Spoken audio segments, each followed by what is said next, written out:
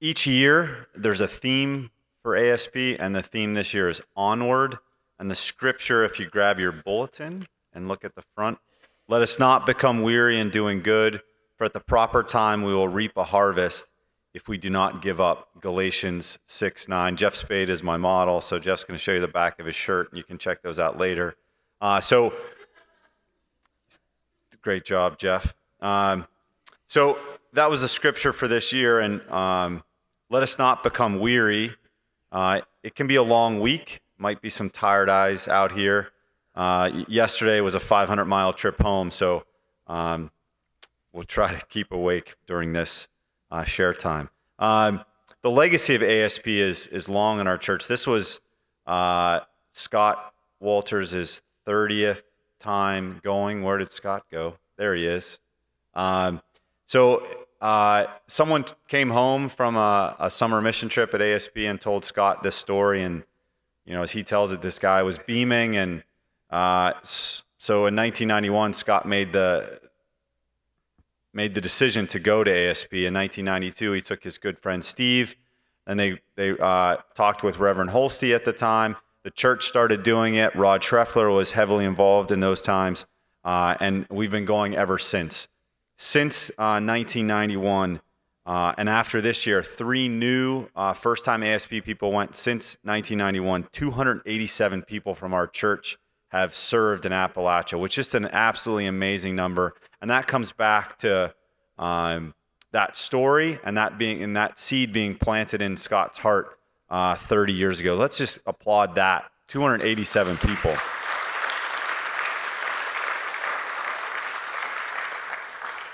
The leadership team, and I'm just going to have them stand up because they need to be recognized. So Jeff Spade is our youth pastor. Mark and Tracy Burkhart and myself, we work through everything, have a lot of meetings, have a lot of emails, and sort things out. Just be praying for these folks. Just a lot of things going on, and there's a lot of, we're already talking about next year, so there's a lot of details to be figured out. So thank you guys for all of your leadership when we're down there. And a big thank you,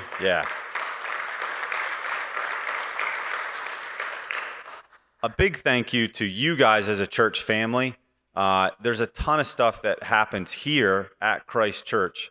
There's a ton of prayer, and we ask for continued prayer for this group as we come back and try to sort out what ASP means as we return. So keep praying for these folks. There's financial support we're taking care of. There's a fee. We put in a deposit, but that doesn't pay for the whole thing. There's a fee. There's gas money. There's food money. People donate money for ice cream, which is super appreciated. And we appreciate that. And we just thank you for that. David and Ruth Lee volunteered to be on call if we needed somebody to come pick up a sick person because of COVID. So they were on call. So let's just, the ASP missionaries, let's just clap and celebrate the church. So give a turnaround to those people.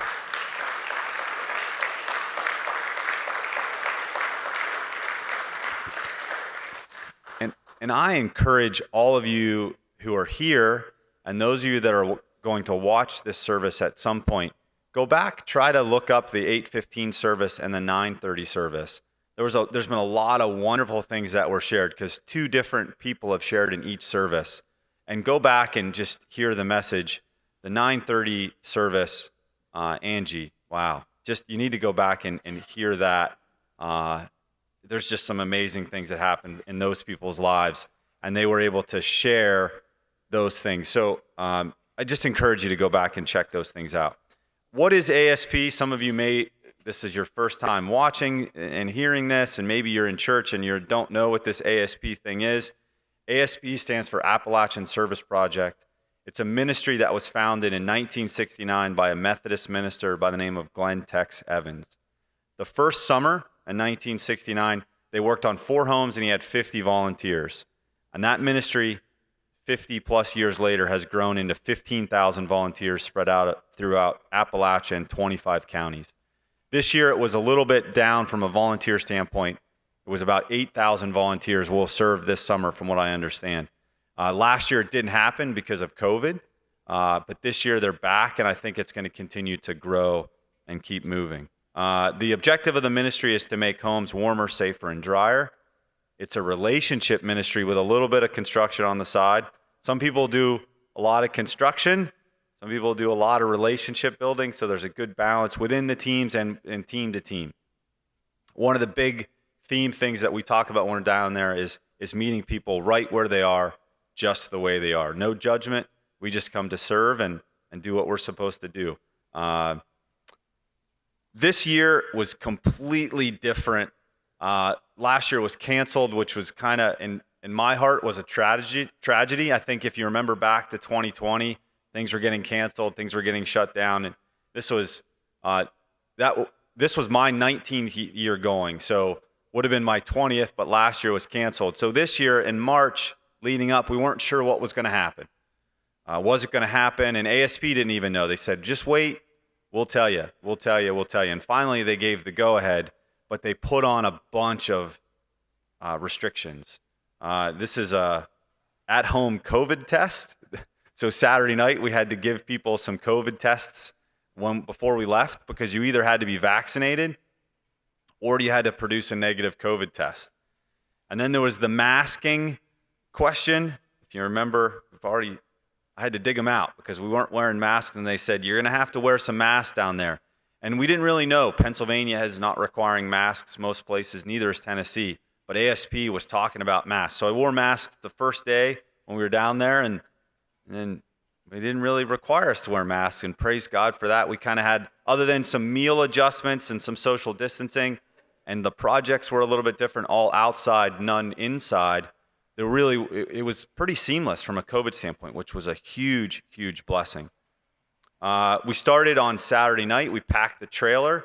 Jeff Lake purchased the trailer just because he needed a trailer and wanted one, and he loans it to people to move, and we haul all of our stuff. And just to give you some perspective, my whole family went, and we had to drive 2 cars to bring our stuff up because everybody here took a cot, a sleeping bag, tools, all that kind of stuff. And we pile it into Jeff's trailer, which he graciously lets us utilize. Then we had a worship service here. Nick Billingsley shared out of Romans 14, and he talked about stumbling blocks, which was great. And we utilized that concept the whole week. The next morning, we arrived. Some of us, most of us, except one person, arrived in the morning at 5. And then at 5:35, we left without said person, who will remain nameless. He was woken up, and he made his way into the caravan at some point. But we left at about 5:35, and we traveled 492 miles to Washington County, Tennessee, to serve in the city of Johnson City, which is where ASP headquarters is. So it was a cool place to be. It was a completely different community. There was a lot of businesses and residences where we were staying, but there was still a huge need. Just because they have a Chick-fil-A in town and there's a Lowe's, a Home Depot, a Walmart, and a Target within 2 miles of where we stayed doesn't mean there wasn't extreme need and extreme poverty, and we were able to help in those areas. We were grouped with 2 other churches that kind of co-traveled together, a group from Lidditz, Pennsylvania, and a group from Leesburg, Virginia. All told, including the staff, there was about 50 people at our center. We took 5 teams, and we took an electrician team, so really 6 teams. Steve Holtz and Brian Clark were a traveling electrical team, and they went to 3 sites and did a lot of really special things. They were there at the right time, just as always in God's perfect plan. They provided some needs. The timing was absolutely perfect. And then Lou was not a traveling snow cone salesman, snow cone donator this week, because of COVID. They didn't want us traveling to different sites and doing that this year. But Lou set up a snow cone machine back at the center for us when we came back, when we were hot. And there was an extreme need for an 8-year-old and a 4-year-old at our site. They had a death in their family, which I'm sure someone will talk about when they share this service. But we just made a phone call, and Lou brought his snow cone machine to our center. Have Snow Cones Will Travel brought him over. Just 30 minutes later, he was there and provided snow cones and some joy and some love for 2 kids who had a tragic loss in their family. So it ended up being a perfect thing, I think, how the snow cone process worked out. Hi. I don't know if you know me. I guess you do. But this week on ASP was a good one. Unexpected in a lot of ways, but a good one. Like he said, we went down right off the bat. There was a little bit of trouble. Wasn't anything that was too hard to overcome. We got down there. We were all in the caravan going safely.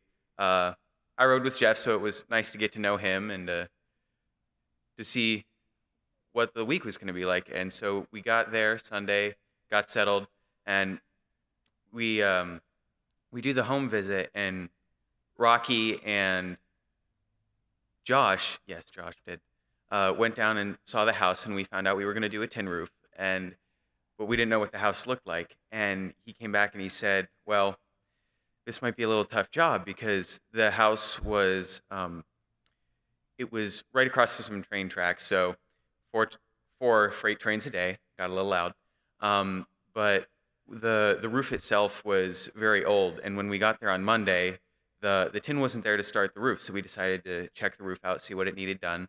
And we saw that at parts of the roof they hadn't taken off the shingles, so there were like 4 or even 6 layers of shingles in spots on the roof. So the roof was bowing. There were several different valleys in the roof, so it didn't look like it was going to be easy to put a tin roof on.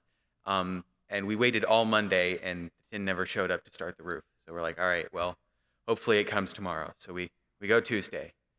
We're still waiting on tin, and around lunchtime, the tin came in, so we could finally start on it. Well, Tuesday, we were only able to lay 2 pieces of valley down, so we only had like 2 small pieces of tin on the roof, and it was getting into Wednesday, and it was kind of discouraging because it felt like, well, we haven't got a whole lot done. But through these couple days of struggle getting started, we were able to really connect with our homeowner. He was a 91-year-old gentleman with a 50-year-old African gray parakeet. And her name was Maggie. She talked a lot, always asked us if we were hungry. Cat called Jeff a few times. We could hear her whistling down there because if we weren't down there with her, she would be kind of upset that nobody was paying attention to her. So she'd whistle. So we'd whistle from the roof. She'd whistle back. So that was kind of fun. But came around to Wednesday, and we got a good section of the roof done. And we're like, all right, we might actually be able to get most of this done. And then Thursday rolls around, and it starts to rain. Halfway through the day, rains the rest of the time. Can't really do a whole lot. We were able to get back up a little bit, and then the same thing Friday. We get a little bit more done. We had to cut a whole bunch of pieces separately because of the way the roof was. It was bowing. We couldn't get it all on there, and it was just really discouraging. And then I didn't like just sitting around all week and feeling like I hadn't done anything because I was like, I really want to serve him. I want him to know that like we're here and that there is hope. And then I was working on the roof with Sue, and she had a necklace, and it was shining in the light, and it caught my eye, and it said, "Be still." So I was reminded that you don't have to rush to get everything done. And like he said, it's a relationship ministry with a little bit of construction on the side. And through the struggles and the slow going with the roof, we were really able to connect with our homeowner, and we were able to, meet him where he was. And he was a very generous gentleman. We got there, he would always offer us coffee. Anytime we were to sit down, he's 91 years old and he's getting around pretty well. But anytime we'd get off the roof and we'd come down for a break because it was raining or because it was hot, he'd get up out of his rocking chair and insist that one of us sit in it. A couple times we were working on the roof and we had to peel back some shingles to put on some drip edge so that the house wouldn't get water damaged. And he wanted to help so bad that he gave us gardening shears and kitchen scissors to help us trim the shingles, which of course we took. But I think it was important for us to be able to let him take care of us, not only for us but also for him, because when we went at week 4, and when you're 4 weeks of volunteers and they're all working on your house, and you're there and you're stuck and you feel like you can't do anything, I think we were able to give him a sense of dignity and pride in him being able to help and care for us just as much as we cared for him. So that was really special. And we were also able to meet one of his needs. We found out that he had boxes of mac and cheese, but he didn't know how to make the stovetop mac and cheese, so he asked Abby and Josh to make him some. So we made him some mac and cheese, and we decided that we should get him some Kraft Cup mac and cheese so he could just put it in the microwave. And we also got him some more coffee because he had been sharing it with us all week. And so it was just really special. And when we left, he had nothing but good words to say, and it was nice because he said that no one had taken as good care of him as we had that week. And I think the slow going on the roof really helped us care for him and to make sure that he had what he needed from us. It might have not have been the roof completed, but it was friends to talk to eat lunch with, and to keep him company.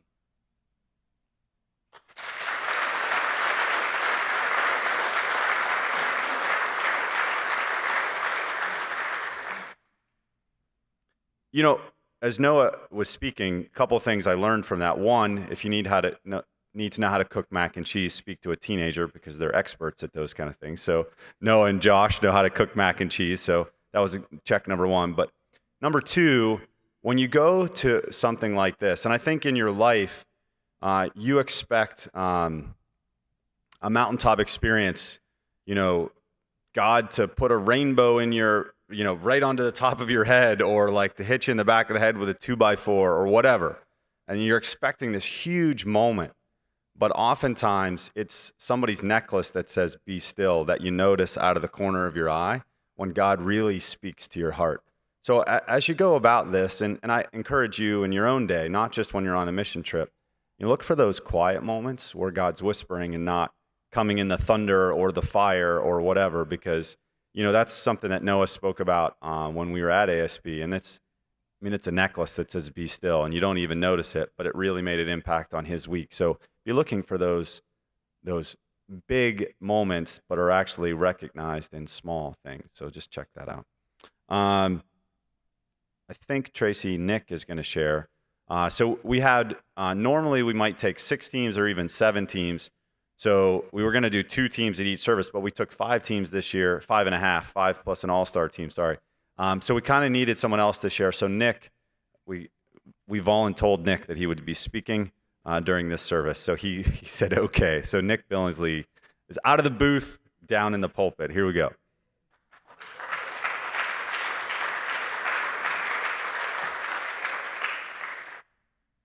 Good morning, everybody. How are we this morning? Good. Just a quick side note, I've been on staff 2 years, and this is the first time that I've been out of the booth when I was here on a Sunday. And that's because we have a team up there that's willing to serve, and we're very thankful for that. If you see something that you like, it's because we have good volunteers, and if you see something like a misspelled word on the last slide, it's because I did it. Just wanted to clear that up. So yeah, that one right there. So that was me. I just want to clear that up. But you know who you are up there, and I was gone last week, and there's a good group of people that filled in. So very thankful for that. But as Mike said, we are one team short, and we needed some people to speak. So I was voluntold last evening that we needed somebody else, and so here I am.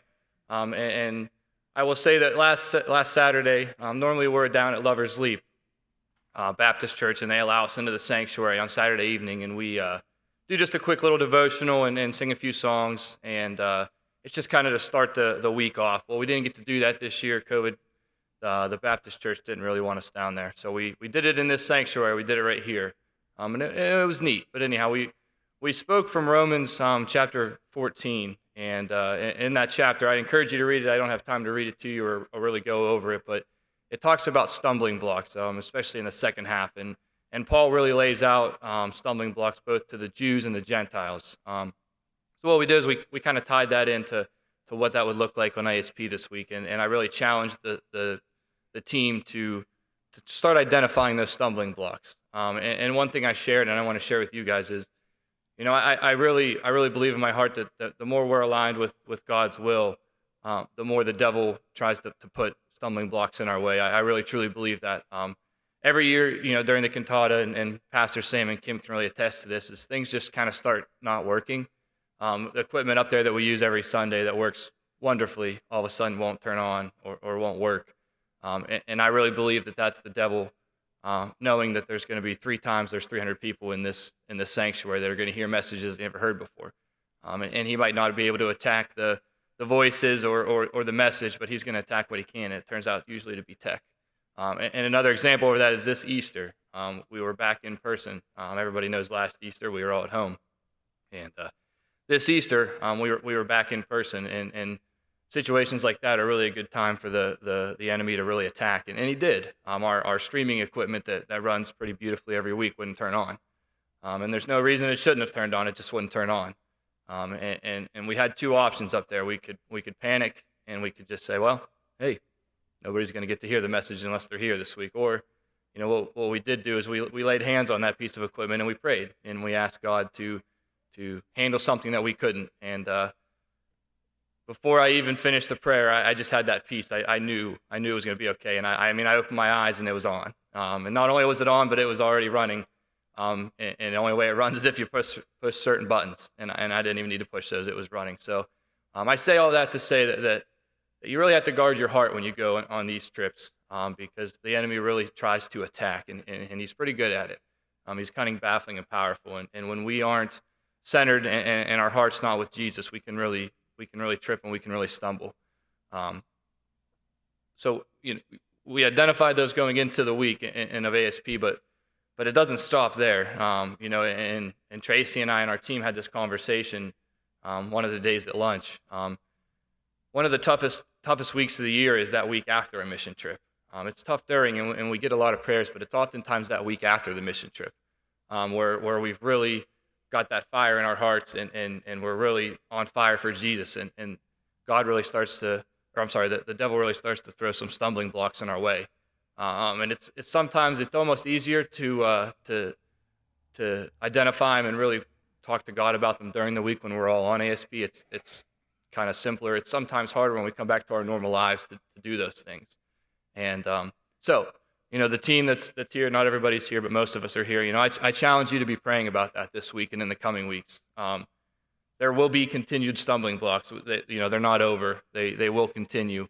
And the only way that we're going to continue to do what we're called to do, which is love God, love others, and make disciples, is to make sure that when we encounter those stumbling blocks, that we continue to pray and give them to God.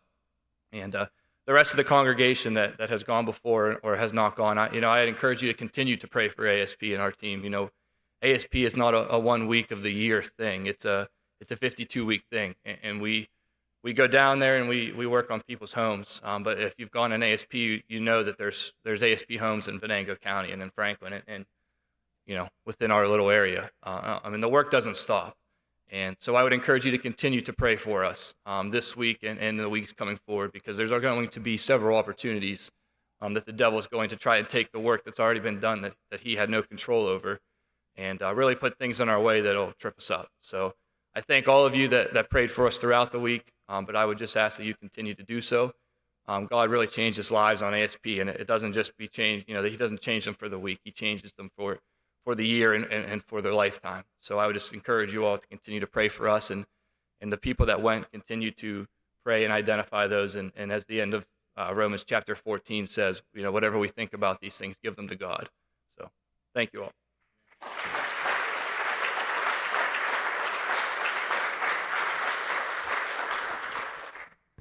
So just wanted to highlight this young man. We can't call him a kid anymore. We can call him a young man. And just really great to have our week bookended by Nick Billingsley to start and to kind of finish for us. And he's doing a great job up there. And he was a crew boss this year and provided a great service. So I coach soccer, and we have like a man of the match at the end of every game. We have like a little cheesy trophy, and we give it to this guy and we celebrate him. So I wanted to start kind of a man of ASP or man of the day or whatever, or woman of the day with an award. Sorry. But if you've ever worked out in the hot sun and been unable to take a really good shower, magic stuff here, Gold Bond. So I created this little man of the match trophy for Nick Billingsley, and he can give it to somebody next year as he wants. Daily, we can do something else. So we're going to celebrate Nick here with this Gold Bond Award of the week.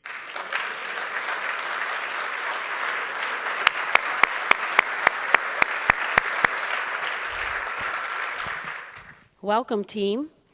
We're just going to ask Scotty and Kale a few questions here, and you're going to get a glimpse into some of what ASP can look like. Just a little glimpse. So we have these two. So first question. As we've mentioned before, snow cones came with us. Did you break the chair? Yeah, that's okay. That happened on ASP, and someone always has duct tape, and that usually fixes it for a little bit. Okay, yeah. Very good. All right, he's settled. Yeah, he's set to go.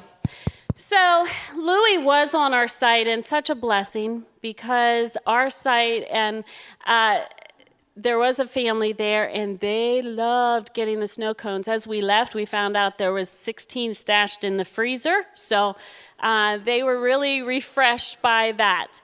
But boys, tell us, Kale and Scott, what's your favorite flavor of snow cone?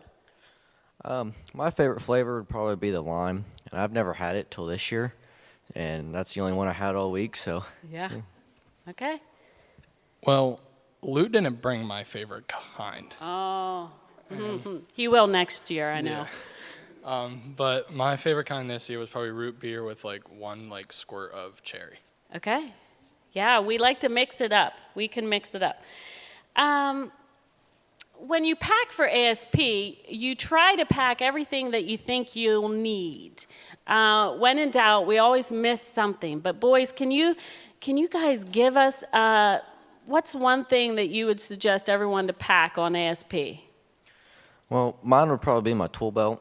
You know, it has different pockets and places you can put things. And, you know, Nick always asked for my tape measure, and it was always right there, and I could just pull it out and hand it to him. Probably, got to bring enough underwear. Oh, seriously. Truth is truth, people. Yeah. You know it. Yeah. That is a great tool to bring. We need that. Those days are hot. Most of our days, and when we go on ASP, it's usually very, very hot. So very helpful indeed. So what makes you keep going back on ASP? This isn't the first year for Kale and Scotty, and I've gotten to work with Kale before and saw his skills, and it's so wonderful to see these young men grow and bloom and serve God in this aspect. And I got to know Scotty this year. And Amanda, I'll get to talk to you after and tell you what a blessing he was. Relationships, they matter. So, I got lost in track. What keeps you going back on ASP? I'd probably say the people.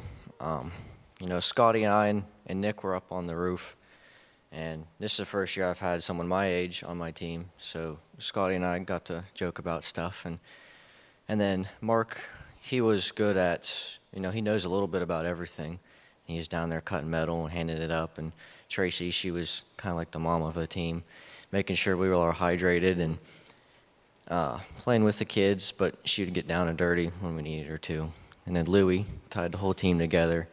You'd be up on that roof and be sweating. You think, dang, it's getting hot. And you hear that snow cone machine fire up, and it was just joy to see that. Yeah. I kind of have to agree with him on the people and the relationships you build. Like, I've known Lou my whole life, but I've never really gotten to know him. And this week I really got to know him, and same with Tracy and Mark. And like, I've known Nick a little bit, but I've never really talked to him a whole lot. But yeah. Great. Lastly, and we all have the stories, and it started with one story that someone shared. Where did you see God at work this week? So when I first was told I was going to speak in church, you know, I had things going through my head as what I was going to say to this question, and I had what I thought I was going to say, and then on the way home, something spoke to me and said, no, that's not your God moment. And I would have to say this week, my God moment would be Nick. I've never talked to Nick. I barely knew him until this week, and now I can have a conversation with him like he's my best friend. And Nick was up on the roof with us, and you know, he was good with his hands, but he could go down and talk to the kids, and you know, I'm not very good with kids, and he was good with that. And Nick is this is his first time being a crew boss, and if you didn't know any better, you would think that this was his 5th year, and he was great at it. There was the neighbor whose name was Uncle Mike. He just put a house in, and he was working on an electrical box, and he was standing there scratching his head. And Nick, he's been working with electricity with his grandpa, and he went over to talk to the guy, and about half an hour later came back and said he went and prayed in every single room of the house. And I was thinking, I never would have thought of that, and even if I did, I wouldn't know what to say. So, Nick, thank you for being my God moment this week. I'd have to say my God moment. If you know Lou, isn't it your mother, when she passed away, it was something to do with Cardinals? So we had to go to another site because I'm not going to really talk about that. Something happened at another site. And as we were pulling out to go take the snow cone, a cardinal flew past the window of the car as we were pulling out to head to the other site. And then as we were driving to that site, it started to rain. And as soon as we got to that site to give snow cones to these little kids, it stopped raining. And we stayed there probably 10, 15 minutes, and then we left, and it started raining. And it poured and poured and poured. And then we called Nick on our way back to the site to see if there was even a point to come back because of the rain. And he said it hadn't rained a drop the whole time we were gone, when we were 10 miles away, and it was a torrential downpour. So, yeah. Great. You guys did great. I love hearing them talk, don't you? And we don't all have this opportunity to share.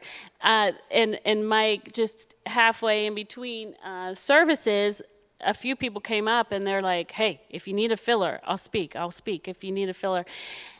We have so many God moments that we want to share with you. Take a moment on your time later and ask a few of these people their stories, because God not only got us there through your prayers and support, he stayed with us and showed a glimpse of his love, his gratitude for us willing to serve, and the glory to him for opening our eyes to see him. Thank you, guys.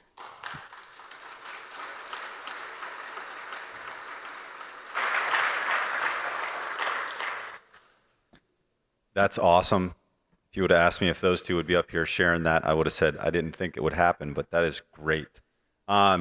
Two quick things about that. One, when you go on ASP, everybody says, well, I can't work. I can't do that. I don't know how to hold a hammer, or I don't know how to use a chop saw or whatever.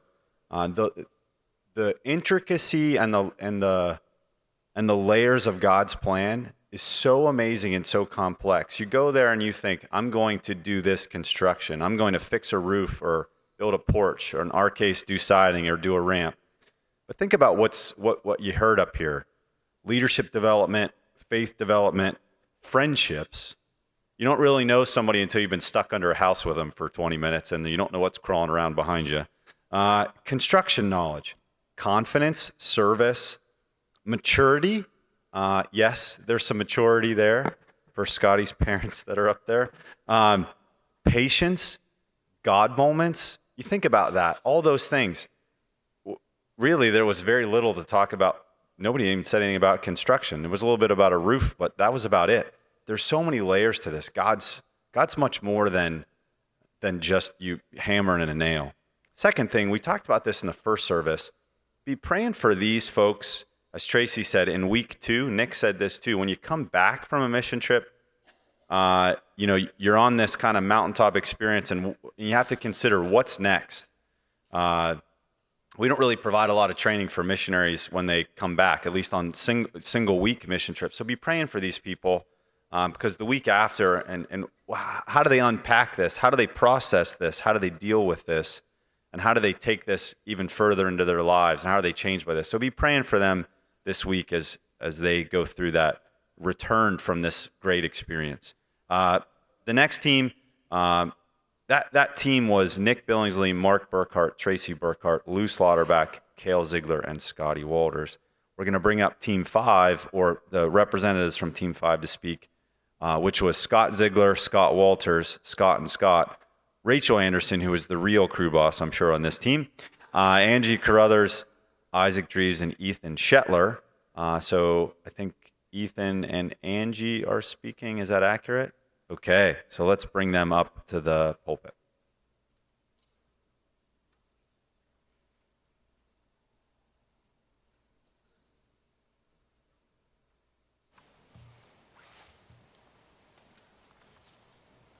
So hearing everyone talk, I felt like mine was a little shorter than everyone, so I was trying to add more during the service. But I was getting butterflies in my stomach when I had to come up to talk. So when my family talked about ASP, I got a little glimpse of what it was about, but it was completely different being down there. The trip this past week was much more than the stories I'd always heard at the house. Before this week, I didn't have much experience working with tools. But while I was on ASP, I learned a lot of lessons that will come in handy in the future. I learned from Scott Ziegler to push through lunch and finish the job at all costs, no matter how hard or how much time it takes. And seeing that everyone pushed through every job site reminded me of the verse Nehemiah 8:10. Do not grieve, for the joy of the Lord is your strength. These wonderful people pushed through heat, rain, and lack of supplies, but everyone did their job and finished the house. I also learned that when my grandpa is with all his buddies, he's a completely different person from what I'm used to at the house. I also learned to work well with a small team, which is going to be helpful in the future. But the most important lesson is that the people of Appalachia have life a lot harder than we do, yet we're always complaining. And the three people that we served, Spencer, Jack, and Betty, never complained once, but were grateful for what they had. Overall, I learned a lot of life lessons, but I also learned more about God. If you're on the edge about going on ASP, go. It's worth it. This is a trip everyone should experience at least once. You will learn many lessons about life, teamwork, and poverty. Plus, you get ice cream every night, so who doesn't like ice cream?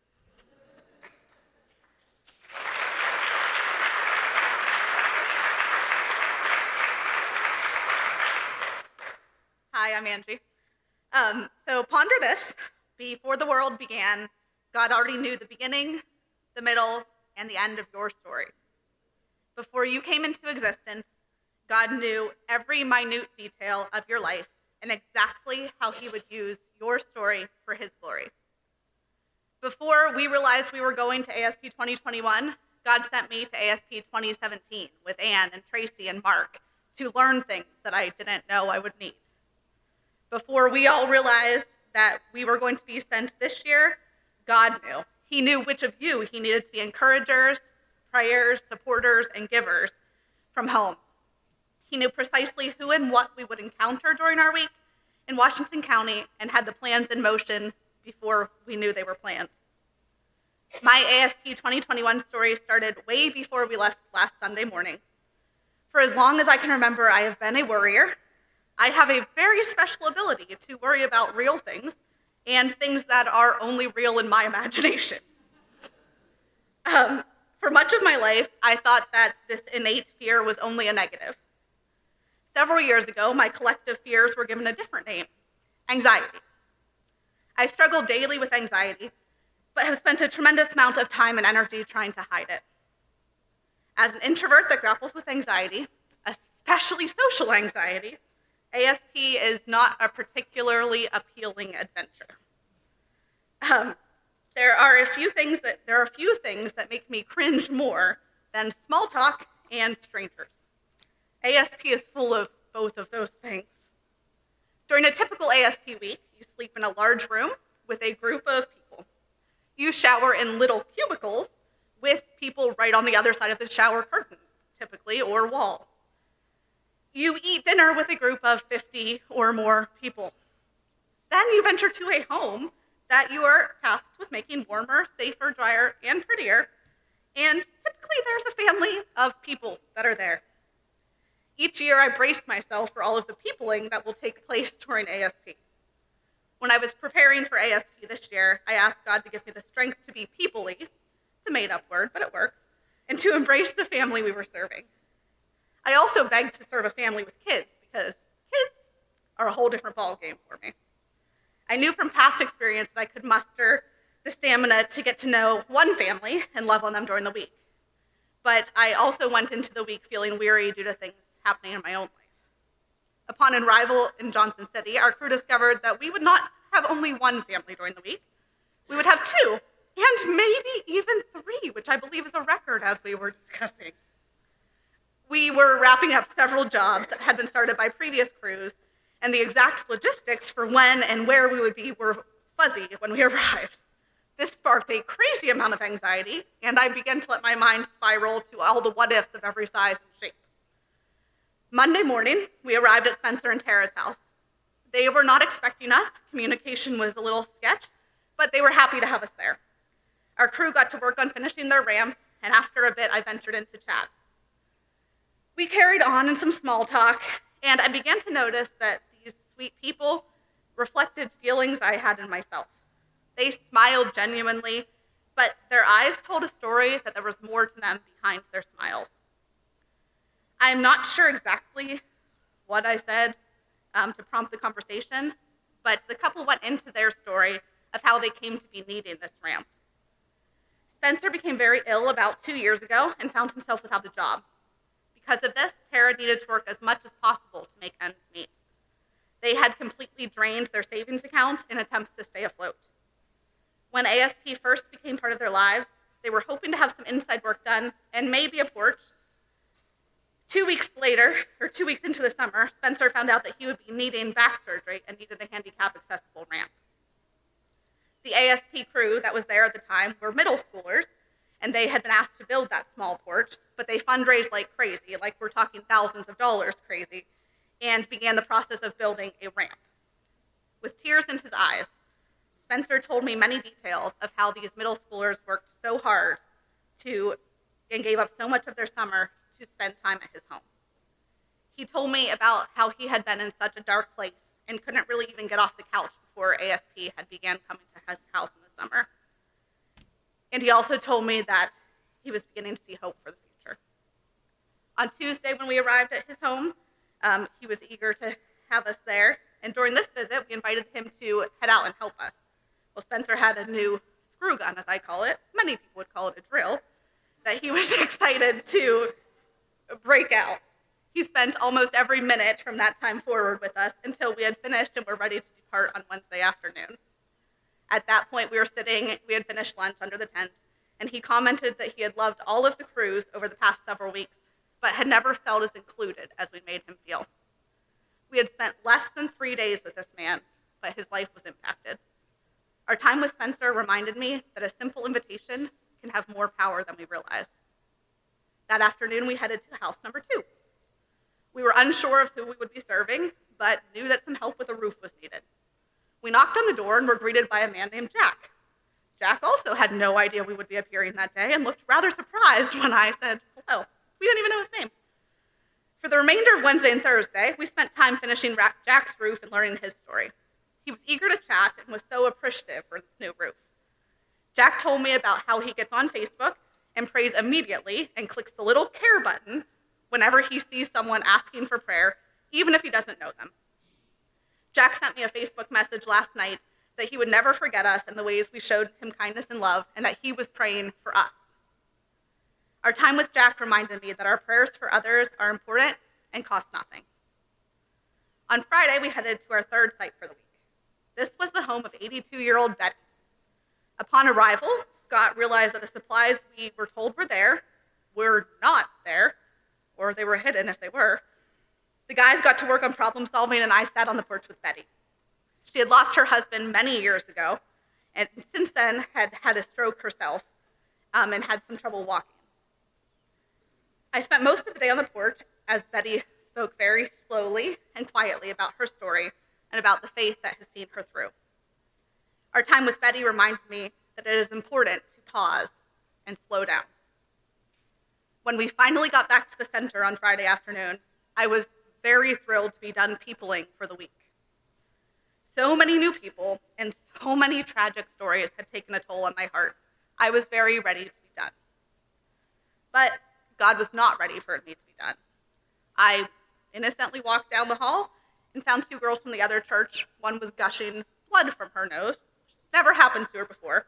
So I spent the next 30 minutes trying to help her with that and really got to know Sarah and Claire in those moments. I enjoyed those girls, but I was ready to not be around humans. My time with Claire and Sarah, though, reminded me that God puts us in the right time with the right people to help. Shortly before dinner, I stopped in the kitchen to give our two kitchen ladies a small gift as a token of appreciation. Immediately, they both began to cry. I had seen these ladies several times every day for that entire week, but it was not until that moment that I truly saw the burdens they were carrying. They were a mother and a daughter team. The daughter, who is in her mid-30s, a year older than me, has been battling cancer since she was 16. Her sister has also been battling cancer, and there is nothing left for the doctors to do. The mother just found out this week she also has cancer. The ladies told me that they were choosing to work and show up with a smile every day, and they were not going to take time to be sad or angry. We talked about how it is ultimately a win-win situation, and they would be healed, whether here on earth or in heaven. These ladies shared their hearts, and a small group prayed for them. Our time with Misty and Marlene reminded me to make every day count and to live with joy. Throughout the week, I was stretched beyond my limitations, as I'm sure we all were. I was stretched to show up and to keep showing up. I was reminded that we are all frayed around the edges and all have reasons why we think we can't do things. For years, I have let my anxiety hold me back and tell me that I can't. Through the course of this week, I was given a choice to embrace my story or to keep running and hiding from it. God gave me the strength and the stamina to do so much peopling this week that I could not have done solely on my own power. He knew the exact people that would cross each one of our paths this week, and he put them there for a reason. We are all part of a bigger picture, and the world needs each one of us in these shirts and each one of you. Exactly how we were made to be. Whatever your struggles are, God already has a plan for those struggles and to use them for his glory if you choose to step into the story. Keep showing up. You matter. Your story is not yet finished. All right. Hello, everybody. I am Callum Martin. For those of you who don't recognize my face, I'll give you a little reference point. I am Carolyn and Chuck Porter's granddaughter, and I obviously was on this team this year. I always have the gracious chance to spend a lot of time with my grandparents on this trip, which is a blessing and a curse sometimes, but we'll keep that on the down low. However, I really enjoyed spending so much time with part of my family this week. It's always a blessing. So with that, I'll talk a little bit about our experience this week. So admittedly, I'm going to say as the human I am, I sometimes struggle with the thought of when I'm preparing to come for this trip, why I am coming on this trip exactly. And I struggle with myself in the thought that why am I coming to serve? Or like there could be plenty of other things I'm doing. However, God does not let me remember that for that long. I always have a reason and I feel a purpose within my heart. As soon as I step into that center, as soon as I go into that home site, have that home visit with my homeowner for the week, I always feel that hole in my heart be filled and I know exactly why I come. So that being said, I had the gracious chance to have a lovely homeowner this year. And I am not much of a handy woman. I know how to work a drill thanks to Jeff, and I know how to nail in some nails. However, I'm not that much of a handy woman, so I'm always hoping to have a gracious homeowner to work with and really connect with because people are my strength. I like talking to people. I hope to be an art therapist one day, so I really like connecting with others. And so Monday was our first day on the work site, and we pull up to our house, and you always have these kind of hopes in your heart selfishly of what the person you'll be working with will be like. And out comes this little 90-year-old woman. She's handicapped. Her name is Virginia, and she has been living in this home we are working on for over 65 years. And her husband has been passed away for over 30 years, so she's been living in the house for a long time on her own. She has a couple kids and grandkids that visit her every day to help her out, take her to the store, do whatever she needs, but for the most part, she is on her own in that home we're working on. Now, this woman, she was so sweet. She didn't say much. She didn't need to say much, but you knew exactly what she was meaning, either by her face or the way she talked. She always put her hand up and would whisper to me. And my little brother's sitting over there with his crazy hair, and one day she puts her hand up and she goes, "That boy needs to do something with his hair." So she was cracking all kinds of jokes all week to me. And so I really enjoyed just getting to sit there with Virginia and talk to her. And I think that we all can resonate with the fact that this past year has been kind of loud in a way. With the pandemic and all of the current events and everything that has been going on, there's been a lot of noise in the news and in the world and in our hearts. And I feel like it was a God moment in a way that Virginia would just come out and sit with us, and we'd just sit there in peace and silence, watch butterflies and birds, and I just knew that God was there in that moment when I could sit there and enjoy the silence with this wonderful woman when the world has been so loud and hectic recently. So I just am so thankful that I had the opportunity to go and serve and realize that we get as much as we give when we serve others. So I'm very thankful for this experience, and I think my grandpa has a couple words to say as well, but thank you.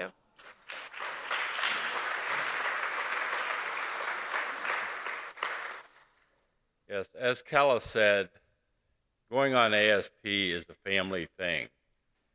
Now, I go with my grandchildren. We have 3 that have gone, and of course my wife. So we are a family. But the ASP group is our family also. You get to know people in a way that you've never known them before when you're spending time with them in a group like that. And we get together every day, like several people have mentioned, we go out for ice cream. I gained 12 pounds this week. It wasn't just the ice cream, but anyway. But it's a family thing. And then we go and visit our family, the family that we work with. This little lady, 91 years old, Virginia, and like Kella said, she didn't say a lot, but when she spoke, you knew where she was coming from. The first thing she said to Jeff and I was, "I'm not real happy with the way they did that above the door." So, of course, for the rest of the week, Jeff and I couldn't even sleep. We had to figure out how to fix that for her, right? And we did. Now, we worked hard, and I had another unique experience. We had one day that it rained for about an hour and a half, and we had 2 rows left of our siding to go up. And I was frustrated. I thought, surely it can't rain the rest of the week. We have to finish this job. My wife told me, "Chuck, you don't have to work so hard." She has never told me that before. My goodness. Well, as it turned out, the day that it did rain, we had those 2 rows to go yet, but we were able to take a break from that. But did Jeff sit down? No. He's right up on the porch under the covered area, working on that area that Virginia was worried about. So we got that taken care of too. So it's just a really unique experience to be on ASP. And if you know Jeff Lake, don't give him an opportunity to say something. I made the mistake. Every year when we take pictures, young Scotty gives old Scotty a piggyback ride, and they take a picture. Now think about this, grandpa on grandson's back. So I went over to Jeff and I said, "Jeff, you want me to get on your back?" Jeff says, "Well, I've been carrying you all week, you might as well."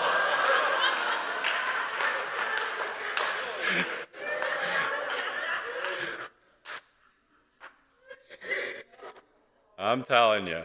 Okay. So again, if you ever get a chance, an opportunity to go on ASP, and again, this year was a stressful year because there was a time at the beginning when we were planning that I was even considering not going. But God spoke to me and said, "You need to go." And again, it was a thankful experience, especially having spent time with my grandkids and my wife and Jeff. And it's just something you never forget. Thank you. There's one more thing to add. I forgot to say something very important. I want to give Virginia a little praise. So I had mentioned about the fact that you get as much as you give when you're serving. And I just remembered that we have a share circle the last night we're there. And my little brother Riley, who is on our team, had mentioned the fact that while we were working outside on the siding and on everything we were doing, Miss Virginia was inside crocheting us little angels and crocheting us little doilies. So she came out at the end of the week and we said, check out our progress. And she said, here's something for you guys too. So that was just a very sweet moment that I wanted to add and give her a little recognition all the way here from Pennsylvania. So thank you. That's all. Okay, your turn, Mike.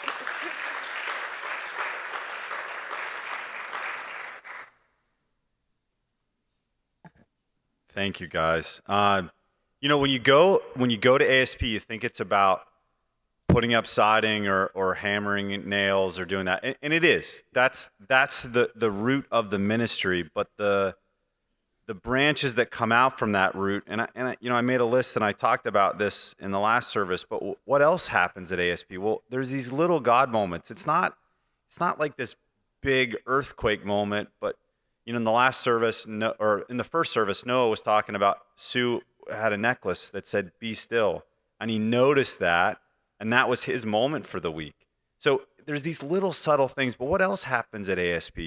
Leadership development, faith development, friendships. You'll learn a lot about construction. You gain confidence. You get a chance to serve. You get a chance to mature. You learn a whole lot of patience. And then there's those God moments. So there's a ton of stuff that happens that's all rooted in this. We're going to go do construction, but so much more happens. I ask that you pray for our staff that we served down there. So ASP is basically run by college kids, which I work with college kids every day, and that's frightening to consider that it's run by college kids. They have the complete budget and the complete control. So there was four staffers for us, and they were at our center for 6 weeks. Normally ASP is 8 weeks. And if you're interested in learning more about the staff, you can speak with Jeff Spade, who was on staff with ASP for 2 summers. The staff was a little different this year, and there's different chemistries and there's different levels of ability. It's a little bit of a struggle for us to get to know them. And I think it may have been involved with the week before we were there. They hosted an entire group of middle school students to do construction projects. So it's frightening for some of us to do construction projects, but imagine hosting middle school students to do some construction, 7th graders with saws, hammers, and nails. So I understand why the staff may have been a little bit stressed. So I think it's important to be praying for them, because they're going to get a new group of volunteers today at 2:00. So be praying for them as they move into their next couple of weeks. The next team that's going to come up was the team that I was blessed to be a member of. Kelton Burkhart was the crew boss. I was on that team. Marcy Ziegler, Anna Burkhart, Greg Miller, and Danielle Anderson. I think Danielle or Marcy, or just, I don't know. I think Danielle's going to share. My name's Danielle. If you don't know me, most people know me, but this is my 3rd year on ASP, and this year was a lot different for a lot of reasons, that like most of like the COVID protocols, the amount of people, but for me it was extremely different because my crew, which consisted of Mike, Greg, Kelton, Anna, and Marcy, we were faced with something that I've never really faced before. It was a tragedy within our family, which Mike talked about it. There were 2 little kids. One was 8 and one was 4. And we come to the site, it was just Thursday, and these 2 little kids had just lost their grandma, who they were living with. And it really moved me, but I'm going to tell the whole story just because I think that it deserves the recognition. So I went with Kelton, who was our crew boss, on our home visit on Sunday evening when we first got there. And this lady, her name was Gladys, and she was extremely sweet. She was the nicest lady. And we get there Monday to begin our work, and she was very resistant to like us, and she didn't really want to talk to us. We got like 5 minutes, and then she would go back inside, and we would invite her out to lunch to eat with us, and she would always say she didn't feel good, or she just didn't want to. So we had our devotions and we prayed for her every morning. And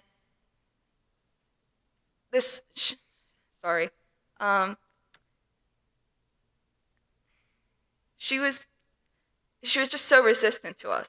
And I feel like she had like a lot of walls up. And with our team, I think we had a good amount of team, which we had Marcy, me, and Anna, who was the first timer. And it's leaving my brain. Sorry.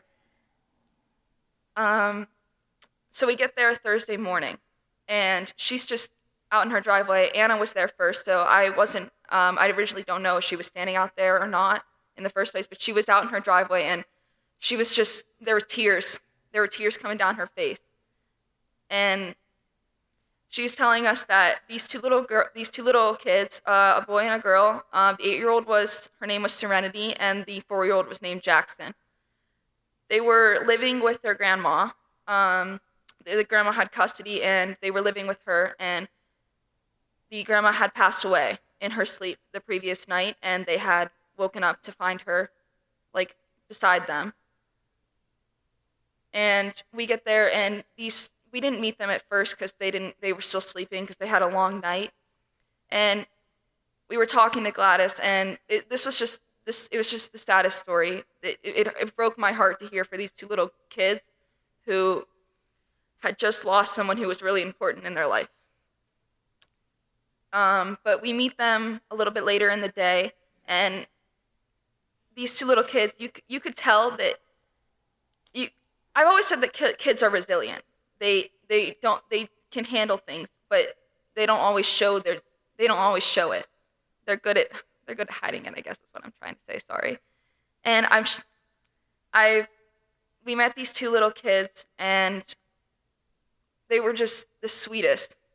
They were the absolute sweetest. And Marcy, could you come up here? I can't. I feel like I'm not doing this justice. Yeah, can you? I'm sorry, I have really bad anxiety, so it's not really. So these two little kids, we meet them, and Jackson was just the cutest. And I was working on a current art project for this lady. I was painting her door, and the little girl Serenity would just follow me around everywhere she went. And she reminded me a lot of myself when I was a younger girl. You could tell that she had a lot to say, and she had a lot of ideas, but she didn't always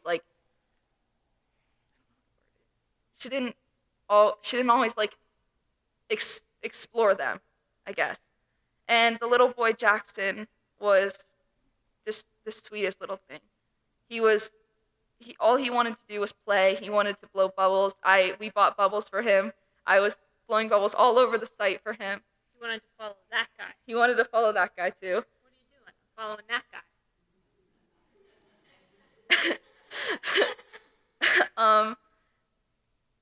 So this Thursday was the biggest day of us for this family and this tragedy. And I've always said that, Marcy always says that God puts you places where you need to be at the right moment. And I believe that our team was there that week because of this, that they needed us to be there. And I just have to give props to some of my teammates, Marcy and Anna. They were just, and Anna showed the biggest part of it. She played with them, she helped them, she talked to Gladys. Gladys was our homeowner. And I guess this week just changed my life a lot because I was put there for a reason. I was put there to help these two little kids recover from this horrible tragedy that happened to them. And I believe that, as Philippians 4:13 says, I can do all things through Christ who strengthens me. And those two little kids needed us at that moment. And I believe that God put us there for a reason.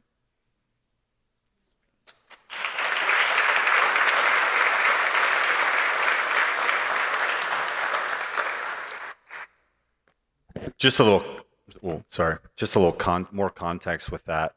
So Jackson and Serenity, 4, and 8. Jackson, like, if you find the picture, like, I gave him a fake mustache. So like a 4-year-old with a fake mustache. And I gave him like safety glasses. We made a tool belt for him. And it was really good that he had the safety glasses on because Anna gave him one of those chocolate Nutty Buddy things. If you like 2 sticks, he was eating that thing so hard that he got chocolate on his safety glasses. So it was like protection, like important for this kid, right? So we were playing and it was, I think I may have had more fun than he did, but their mother is in jail. They have 2 different fathers, and one of their fathers we couldn't really figure out is deceased. And then their one grandmother, Hope, brought them to the place because their other grandmother passed away while they were sharing a bed with them. So you wake up in the middle of the night, you go to wake up grandma, and she doesn't wake up. So you think about what you have to go through there. And now we're at Gladys, which is the great-grandma. So when you go and you serve, again, you go to serve a house and you go to put siding on. The families, the relationship sides are the most important reason you go. But they're complex. And the people from Appalachia, I think, are a lot like the people from Venango County. Family's important. And those kids just came to the house, and we were there.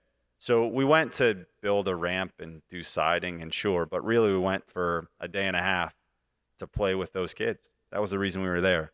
And also to eat some hot apple pie that the neighbor, who looked like Paula Deen, brought over on Friday, which was pretty darn amazing. I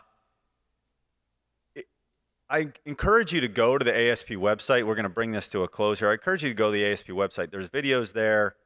There's a lot of things to read about. It's a pretty neat process. These families have to apply and they have to sign off on some things. It's pretty intricate, but it works. It works. And as you can see from the stories you've heard today, it's super impactful. You guys have blessed us with the ability to go, and we thank you for that. And we look at all these stories, and we're maybe mesmerized, and we're our heart beats a little bit more, and maybe a tear is shed. But none of this is possible without Jesus Christ. That's the reason we go. That's the reason you guys are sitting in this room right there. It's not because of us.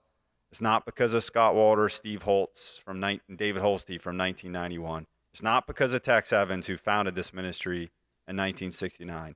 It's because of Jesus Christ. That's the reason we're here. And Sam talked about servant leadership. Servant evangelism, meeting the needs of others so that others can meet who? Jesus. And that's the reason we go. So praise be to him. We're going to bring Tracy up to pray us out and close this part of the service. Last service, when I closed, I paused as I was heading back because I glimpsed something on the carpet. I'm hoping Mike says this fell out of his journal. This is from 3 years ago, a puzzle piece with Jessica's name. Is this yours? Yeah. Okay. But I'm sure God wanted me to pause, us to pause. We're all a part of the puzzle, all of us. This has Jessica's name on it. Those 3 years ago that were on Jeff's team, we prayed for her. We didn't know why we were sent on ASP. I don't even remember the family's name, but I remember Jessica. And we walked around that house praying for her. That was our part of the puzzle. You all are part of the puzzle that God has set before us, and he's bringing it together. He's piecing it piece by piece. And these stories that we share are part of his story. So you'll have to get this again. We'll pray for Jessica. She might need our prayer today, and that might be why it fell out of your journal. We won't know, but God knows. And God knows that as we were coming into this mission as one of the leaders, I was tired. I was weary. I think Mark could say the same. And I thought, I don't know how I can go. I'm so exhausted. before I even get to the work mission trip. And I prayed, and I thought, surely it's to go and be a support for Anna, my new daughter. And then Kellen sent me the picture of her snack bucket, and I thought, she doesn't need me. She already has it. She knows what she's doing. And I sat there, and I was unpacking the new house and packing for ASP, and I'm like, God, I'm too weary. I'm too tired. I can't do this. In fact, Mark and I forgot our team meeting. Nick and Lou are waiting. And I'm like, I can't do this. Who does that? We're part of this team. And we forgot the meeting. And I fell at the feet of Jesus. And I'm like, God, I'm too tired. I can't go. How are you going to use me? Because Anna and Kelton are fine together. She's got the snack bucket. They're good. And I sat there, and God says, you are going to be at the feet of Jesus. You're going to sit at the feet of Jesus. And I thought, I'm not sitting, I'm crumpled. I'm crumpled at the feet of Jesus. And then I waited for more direction because I thought I really can't be much of a help on a work mission trip at the, yes, you can. And as I went on this mission, sitting at the feet of Jesus, I saw God at work in so many ways. So many ways. It was beautiful. I want to forever sit at the feet of Jesus and let him work through all of us. You, in your prayer support and financial support and encouragement to say, you got this, you can do this, you're representing Christ Church. Rest at the feet of Jesus, because we're all part of his plan. You could bow your heads. Lord, we just praise you and give you the glory. We lift up our hands, Lord. We are yours. As we walk out this door, may we share our stories, because there's so many more. There's so many more stories, Lord, that have touched our hearts in ways that we haven't even put words to them. It changes us, Lord. Trips like these change our lives. And we just ask those that are listening that they follow suit and their lives are changed too. And as we walk out the door, may we be your feet. May we be your hands. May we say the words that you want us to say. And may you be glorified, Lord, in all that we do, even as we rest at the feet of Jesus. In your holy name we pray. Amen.